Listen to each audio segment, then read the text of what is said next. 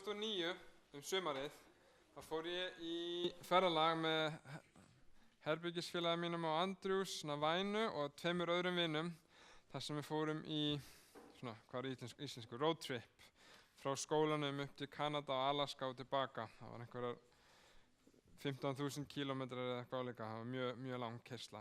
Mikil keyrsla eins og fara til Akureyrar alla rúmlega á hverjum degi í 3 vikur eða meira. Og við keyrðum, við fengum lánaðan, einhver var svo góður að lána okkur bíl í þetta og mjög hagstæðu verði og við keyrðum út allt. Og við fórum einu sinni til Washington fylkis þar sem hann var inn á óks upp og fyrst við vorum þar þá ákveða fyrir að skoða hana fjall sem heitir Mount St. Helen. Það sem var mikið svona eldgos og mjög svona þekktur staður. Þegar við vorum að keyra þar þá þurftum við að keyra svona alls konar fjallavegi og einn vegurinn var mjög sérstakur. Við vorum að keyra bara alveg þetta er eins og þegar maður keyrir stundum það sem er bara alveg þverhnípt niðri til vinstri. Okkur á vinstri hönd síðan erum við bara að keyra í svona skarði á fjalli. Og við vorum að keyra, ég vissi alveg hvert við vorum að fara. Við vorum að fara upp á fjalli og fara yfir það hinum megin til þess að skoða vatnið sem var með öllum trjátrömbunum. Og þegar við erum á miðri leiðinni, við erum búin að nota GPS-tækið í alla leiðina til þess að segja okkur hvert við erum að fara. Þá erum við að keyra og upp úr þurru. Þá kemur tækið og segir please take a left turn. Eða vinsamlegast beygið til vinstri. Þegar það er algjörlega þverhnípt niður á vinstri hönd. Og sem betur fer vorum við með það reyndan ökumann að hann hélt áfram að keyra og hlustaði ekki alveg á það sem að tækið sagði. Ég veit ekki hvort að tækið var að reyna að fara með okkur einhverja shortcut, styttri leið, en við allan ákváðum að fylgja því ekki og fórum þá sem sagt lengri leiðina sem var nógu örugg þannig að við gátum komist á áfangastað. Í dag ætlum við aðeins að tala að fara lengri leiðina. Þið sjáu það kemur hérna upp ef að tæknin hrjáir okkur ekki allan daginn. En þangað til, þá býð ég ykkur bara að ná í biblíuna ykkar og fletta með mér upp á Annarri Mósebók. Annarri Mósebók, 13. kafla. Annarri Mósebók, 13. kafli. Það er versin sem við lásum núna áðan. Og ég mun lesa fyrir okkur úr nýju þýðingunni. Annarri Mósebók 13. kafli, 17. vers. Síðast ég var að tala, þá var ég að tala pláguna 10 og fara og herða hjarta sitt, þannig að þetta er næst sem ég kom á og ákvað bara að halda áfram svona óbeint með söguna. Við skulum lúta höfðið saman, áður en við lesum. Kæri Faðir á himnum, ég bið þig að vera með okkur þegar við lesum orð þitt. Ég bið fyrir mér að þú megir að leiðbeina mér og orð mín. Við megum að læra af orðið þínu í dag og geta tekið eitthvað með okkur úr því fyrir líf okkar og okkar leið með þér. Í Jesú nafni, amen. Textinn les. Þegar Faró sleppti fólkinu, leiddi Guð það ekki beina leið til lands Filistea, þó hann væri styst. Þetta er vers 17 í 13. kafla Annarrar Mósebókar. Ef til vill iðrast fólki þess þegar það sér að ófriður er von og snýr þá aftur til Egyptalands. Guð lét í fólkið leggja lykkju á leið sína og halda í átt til Sefhafsins.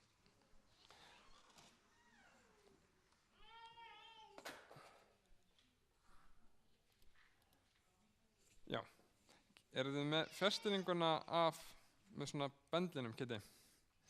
Ef við lítið með mig hér, þá sjáum við kort. Það eru margar mismunandi kort sem ég hef séð til af eyðimerkurför Ísraelsmanna. Þegar þeir fara úr Egyptalandi, þá fara þeir héðan einhver staðar og hérna hefum við fyrirheitna landið. Og það segir, og menn hafa oft gert ýmsar leiðir hvernig þeir fóru. Það er græna virðist vera leiðin sem þeir fóru hingað og hérna fóru þeir yfir Rauðahafið og upp og niður og hægri og vinstri og síðan hingað inn í fyrirheitnalandið. En þið vitið það að ef ég bý hér og ég vil komast hingað, hvað þá stysta leiðin? Hún ekki bara svona? Hún ekki svona og síðan svona. En þetta svona eftirvill leiðin sem þið fóru. Í staðinn fyrir að fara í 3 eða 5 eða veit ég hvað það daga ferð sem að fara hingað, þá fara þær einhverja 40 daga ferð sem enda sinni í 40 árum hingað. Það nokkra leiðir sem að þú getur farið, en af hverju fara þeir þessa rosalegu krókaleið hér? Nú við vitum að Guð tók Ísraelsmenn ekki beina leið, því hann vissi að þeir myndu lenda í smá vandræðum hér. Þið sjáu, stutta leiðin myndi fara í gegnum land Filistea, þar sem borgaríki hér, þar sem vel hervædd þjóð myndi taka á móti þeim og þeir myndi lenda bara eftir nokkra daga, þrælar og lenda í stór styrjöld hér. Þannig að fólk sem nýkomið úr þrælahaldi með börn og dýr lendur í skipulagðri stríðsþjóð og þeir gætu orðið huglausir og flúið. Ekki kannski beint vel undirbúnir að lenda í stórstyrjöld eftir nokkra daga. Hérna annarkort sem við getum séð ef ykkur finnst það þægilegra að fara hérna og hingað inn staðan fyrir að fara hérna Filistea. Þeir voru með borginar hérna á svæðinu. Málið hann leiddi þá ekki auðveldustu leiðina því hún hefði lent þeim beint í erfiðleikum, heldur tekur hann aðeins lengri leið. Það segir í 1. Korintharbréfi 10. kafla, Guð trúr og lætur ekki freista ykkur megn, framheldur mun hann þegar hann reynir ykkur einnig sjáum að þið fáið staðist. Hann ekki að leiða okkur í erfiðari kringumstæður en það að við getum ráðið við þar, alveg svo hann gerir við Ísraelsmennina. En stundum gerist þetta, eins og með Ísraelsmennina, að þeir hlýða, þeir fara niður eftir og þeir fara lengri leiðina og hlýða því sem að Guð segir, en lenda í smá erfiðleikum og kringumstæðum vegna þess.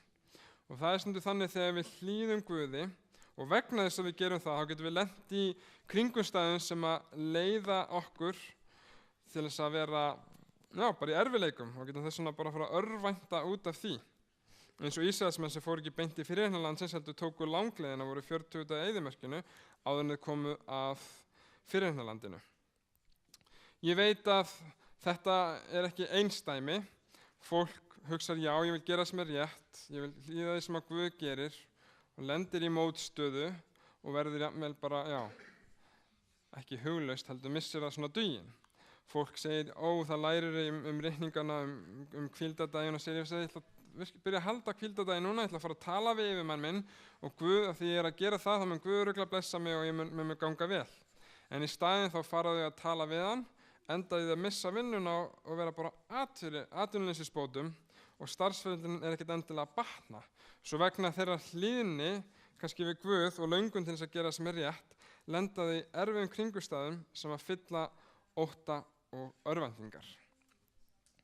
En þegar þetta gerist, þá þarf maður aðeins að stoppa og hugsa með sér hvað í gangi hér, eitthvað sem ég get gert hérna bara að halda áfram ef það rétt og treyst Guði.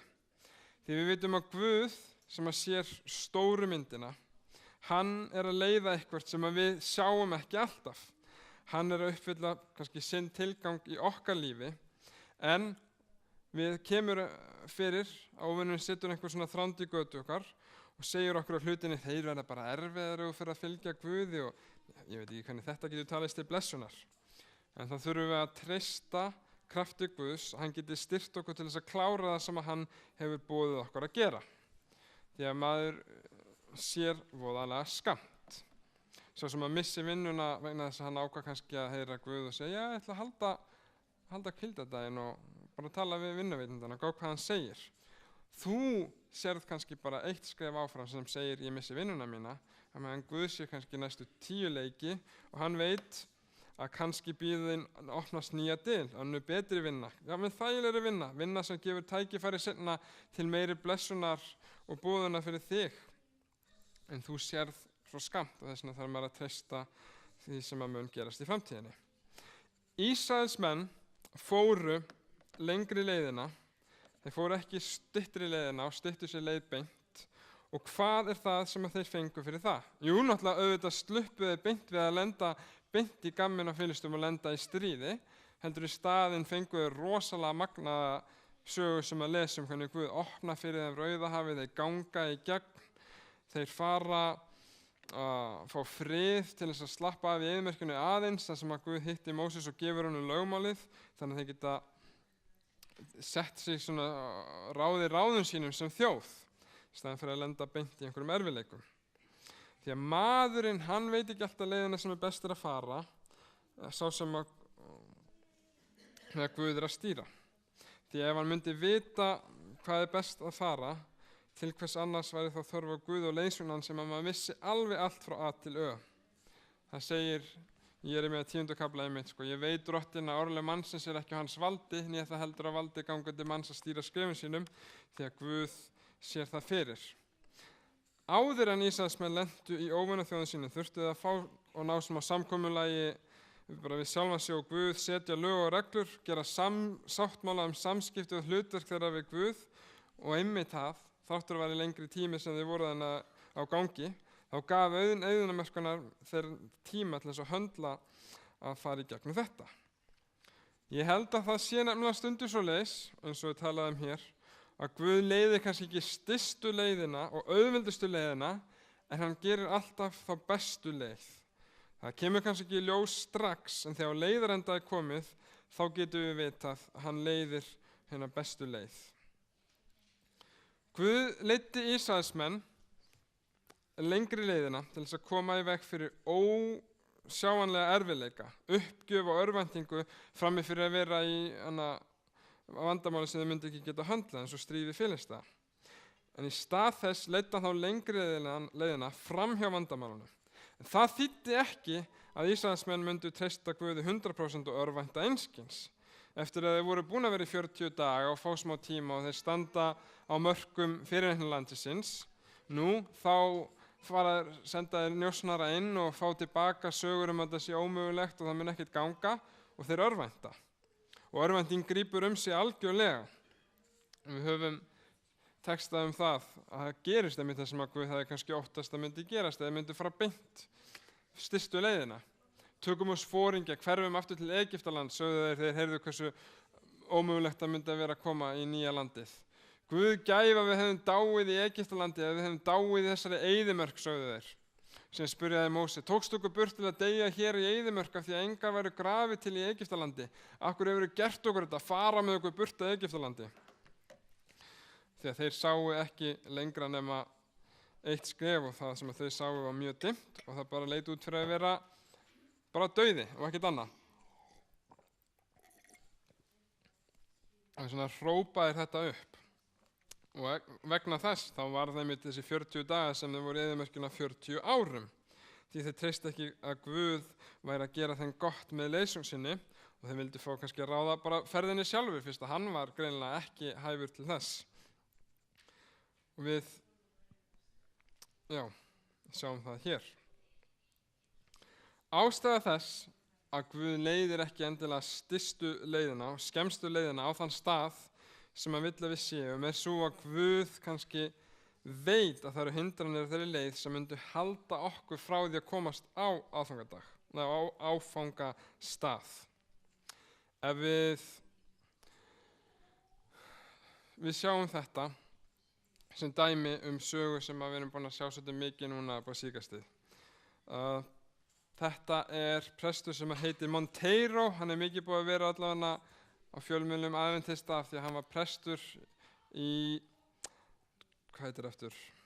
Tógó.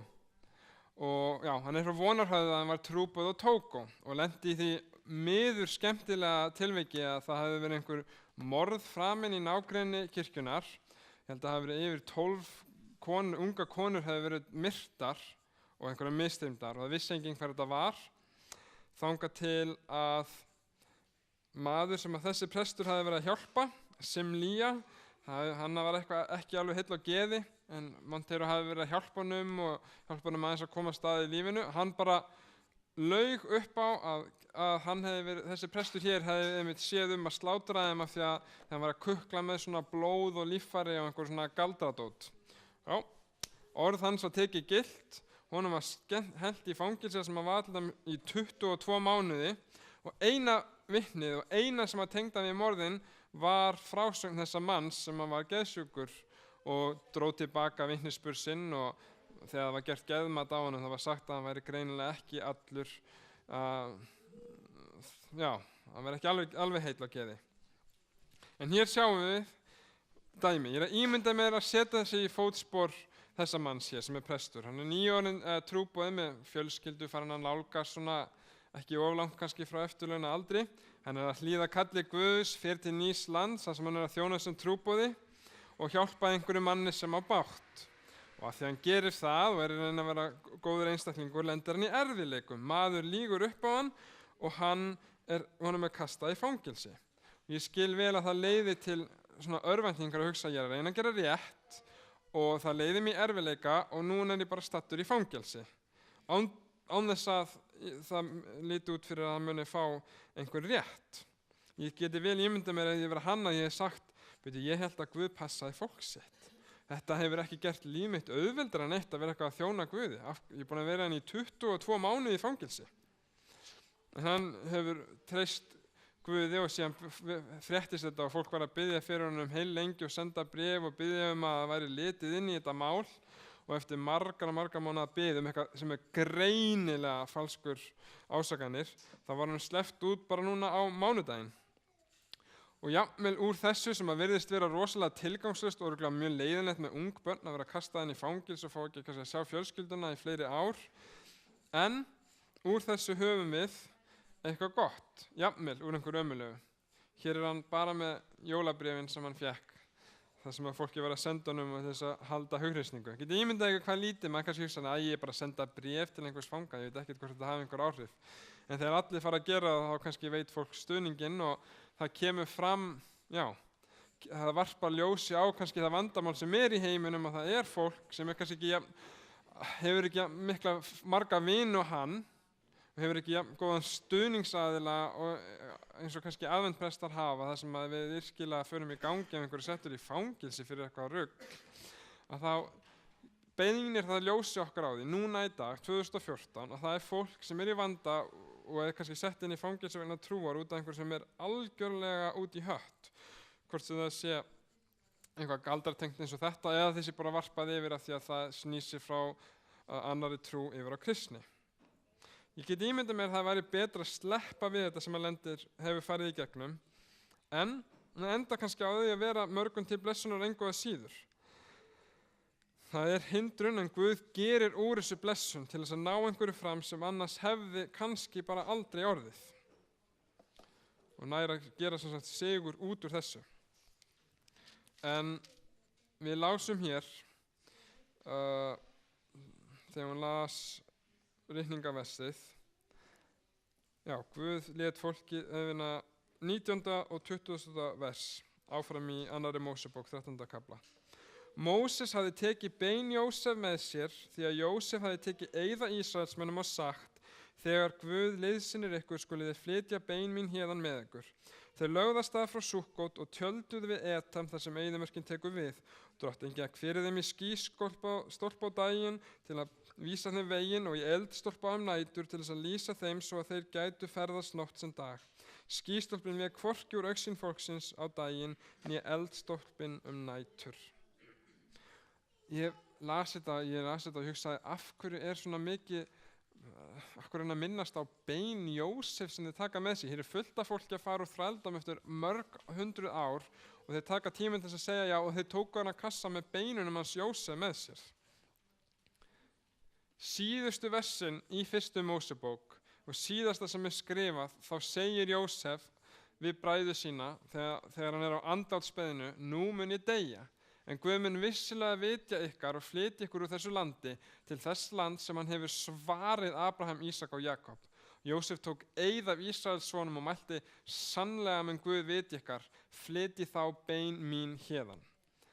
Síðustu orð bókarinnar voru: ég veit að við munum vera í þessu landi en Guð hefur lofað, það mun líða einhver tími en við munum fara þangað og þegar þið gerið það, þá skulum muna að Guð hefur lofað með að taka bein mín með þess að vera vissa að þetta loforð hefur verið uppfyllt, að Guð hefur svarað þessu. Þetta svona pínu bara sjónrænt þess að sýna loforð Guðs hefur verið uppfyllt þegar þeir fara með kassan sjálfan út úr Egyptalandi á leiðinni til fyrirreikna landsins sem var heitið forfeðrum hans, langa af hans. Og Jósef sem hafi verið mikill maður var nú bara reyndar orðin bein í boxi, en minningin lifði ennþá það sem að Guð hafði lofað og þeir taka það með. Og síðan ljósum við hér bara í síðustu versunum að Guð sjálfur sagði að hann muni vera með þeim í skýstólpa á daginn og í eldstólpa á nóttunni, bæði sem skjól frá sólu og hita dagsins og sem eldstólpi til þess að halda hita á þeim yfir næturtíðina. Og hann sjálfur leiðir þau. Það það sem hann að segja hér. Nú, þeir fara löngu leiðina og eru á vafri heil lengi, en þeir eru þá að fara með Guði sjálfur með þeim á leið. Og ef að Guð sjálfur með þeim á leiðinni, þá ekki bara best að vera að fara löngu leiðina? Því að hvar væri annars betra að vera ef að Guð leiðir á sjálfur bara birtist þeim á leiðinni? Já, en ég veit að hann var kannski bókstaflegt ljós þá og ekki sambarlegt við mig núna, og ég skil það ekki hægt að líka þessi saman við leiðsögn Guðs í dag. En þeir sem að lifa og trúa á Guð og hafa orð hans sem reglu sína og biðja anda hans til þess að leiða sér og treysta því að Guð bara sjái fyrir hlutunum og bara Guð muni virka í lífi þeirra, geta treyst því að Guð fer á undan alveg eins og hann fór undan Ísraelsmönnum sem eldstólpi og leiði þá eins og hann leiddi Ísraelsmenn í eyðimerkinu, þó ekki sýnilega, enda lifum við í trú. En þetta litla vers sem við lásum hér, það bara svona talaði til mig þegar ég las þetta. Og ég held að ástæða þess að Guð leiðir okkur alveg eins, ekki alltaf skemmstu leiðina á þann stað sem hann vill að við séum, svo að Guð veit að það eru hindranir á leiðinni sem munu halda okkur frá því að ná áfangastaðnum. Nú, þér líka kannski ekki við hvar þú ert núna á þinni leið, því finnst Guð verið að taka einhverja langa hringleið að einhverju markmiði sem að þú finnst að vera að fara með þig, að bara hans vilja í þínu lífi. Þú hefur kannski ímyndaðir að vinnuaðstæðna væri öðruvís á þessum tíma, að þú hefur kannski hugsaðir að Guð myndi leiða þig beint frá A til B í öðrum málum, það væri núna gengið og ætti að vera búið, en ef að Guð fær að leiða, þá tekur hann okkur bestu leiðina því að hann veit sjálfur best. Nú, hann leiðir kannski ekki alltaf stystu og auðveldustu leiðina eins og við bentum, en alltaf fer hann með okkur þá bestu leið. Það kemur kannski ekki ljós strax, en þegar á leiðarendan komið það klárt. En þangað til þurfum við að treysta á leiðsögn Guðs og gefast honum.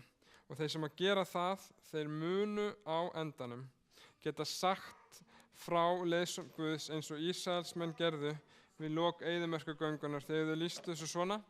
Það er eins og örn sem að vekur hreiður sitt og svífur yfir ungum sínum. Svo útbreiddi hann vængi sína, hann tók okkur upp og bar okkur á fjöðrum sínum. Skulum lúta höfði í bæn. Kæri Faðir, við vitum að ef við felum þér líf okkar og biðjum þig að gæta við okkar, þá leiðir þú okkur. Og við viljum treysta því og trúa að þrátt fyrir að leiðin virðist ekki alltaf vera alveg greið og við sjáum alveg hvert þú fert, að þú veist endalögin frá upphafi og þú sérð lengra fram á við og lengra fram í tímanum við, og ég bið að þú megir hjálpa okkur að treysta þér, að vita að þú kærleiksríki Guð sem hefur gefið okkur allt, gefið okkur Jesú Krist til fyrirgefningar syndarinnar og vilt leiðbeina okkur á þínum vegi, að við getum bara með sannri sett líf okkar í þínar hendur og beðið þig og treyst þér til þess að leiða okkur. Ég bið að þú gefur okkur þá traust og trú í Jesú nafni. Amen.